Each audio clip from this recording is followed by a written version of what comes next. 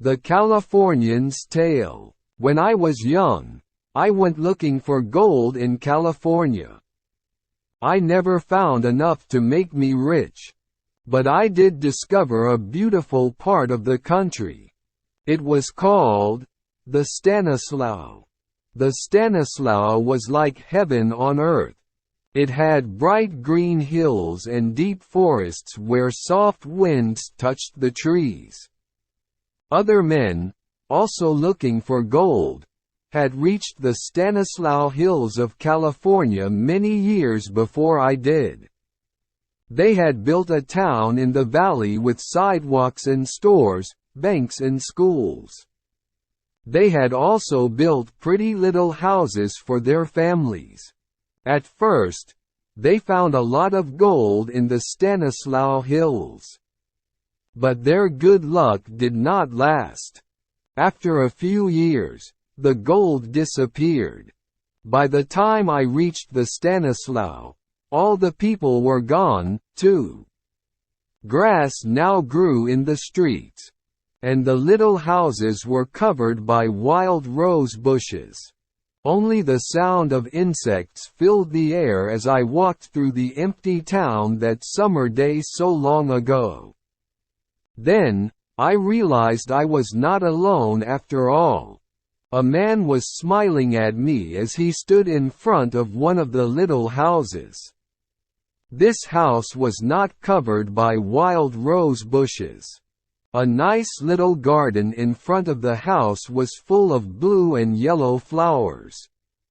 White curtains hung from the windows and floated in the soft summer wind. Still smiling, the man opened the door of his house and motioned to me. I went inside and could not believe my eyes.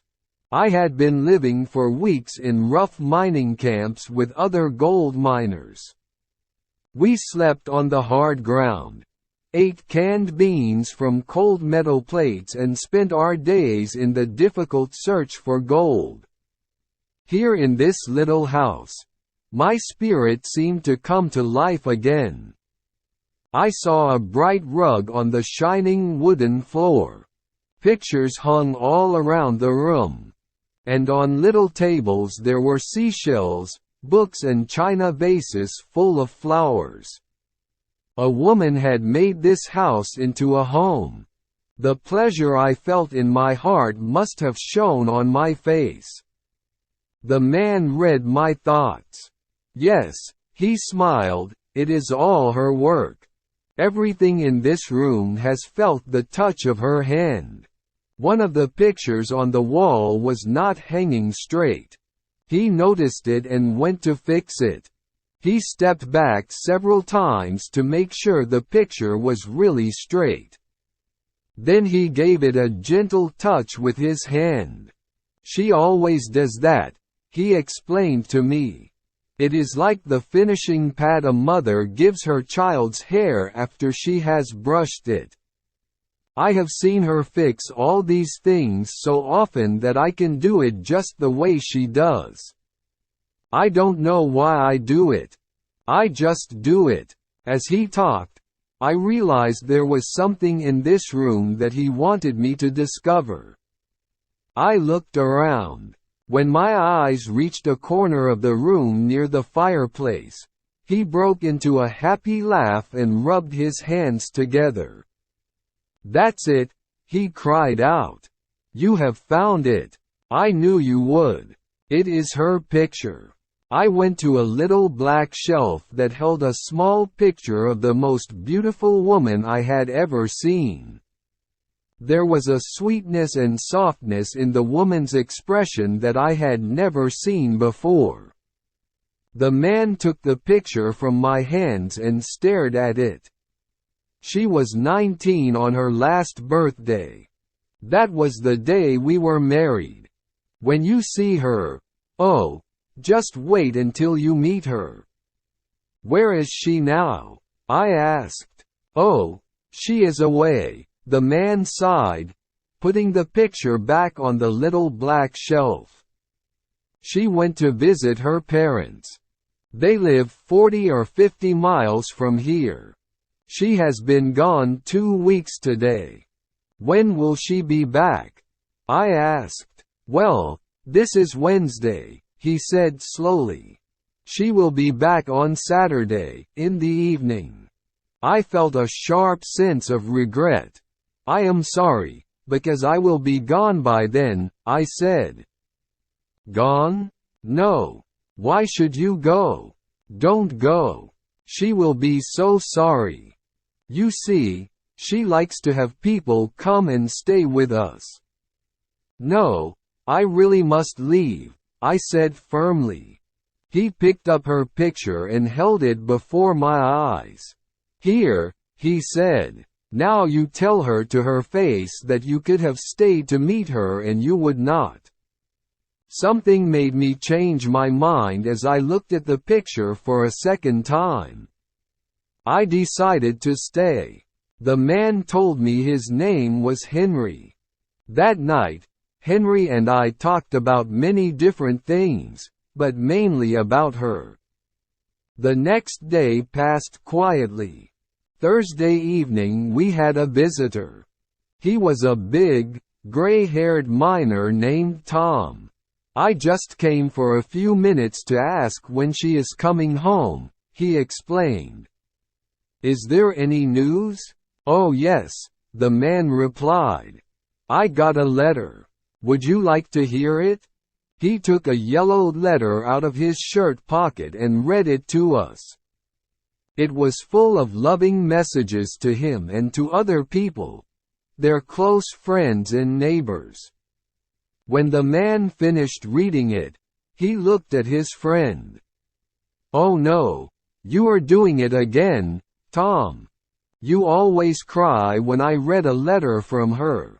I'm going to tell her this time. No, you must not do that, Henry, the gray-haired miner said. I am getting old, and any little sorrow makes me cry. I really was hoping she would be here tonight. The next day, Friday, another old miner came to visit. He asked to hear the letter. The message in it made him cry, too. We all miss her so much, he said. Saturday finally came. I found I was looking at my watch very often. Henry noticed this.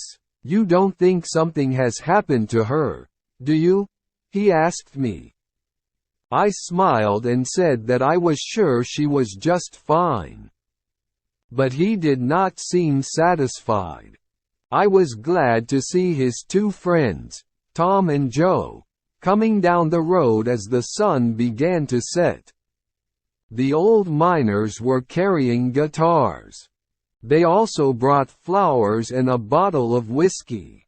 They put the flowers in vases and began to play some fast and lively songs on their guitars.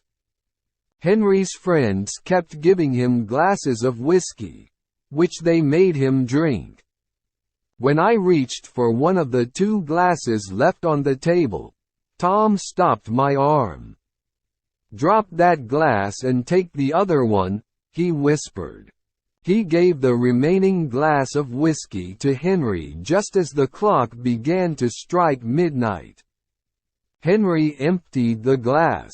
His face grew whiter and whiter. Boys, he said, I am feeling sick. I want to lie down. Henry was asleep almost before the words were out of his mouth.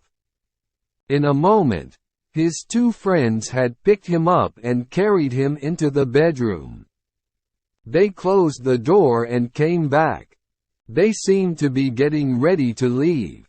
So I said, Please don't go, gentlemen. She will not know me. I am a stranger to her. They looked at each other. His wife has been dead for 19 years, Tom said. Dead? I whispered. Dead or worse, he said. She went to see her parents about 6 months after she got married. On her way back, on a Saturday evening in June, when she was almost here, the Indians captured her. No one ever saw her again. Henry lost his mind. He thinks she is still alive. When June comes, he thinks she has gone on her trip to see her parents. Then he begins to wait for her to come back. He gets out that old letter. And we come around to visit so he can read it to us. On the Saturday night she is supposed to come home, we come here to be with him. We put a sleeping drug in his drink so he will sleep through the night. Then he is all right for another year. Joe picked up his hat and his guitar. We have done this every June for 19 years, he said. The first year there were 27 of us. Now just the 2 of us are left. He opened the door of the pretty little house. And the 2 old men disappeared into the darkness of the Stanislaus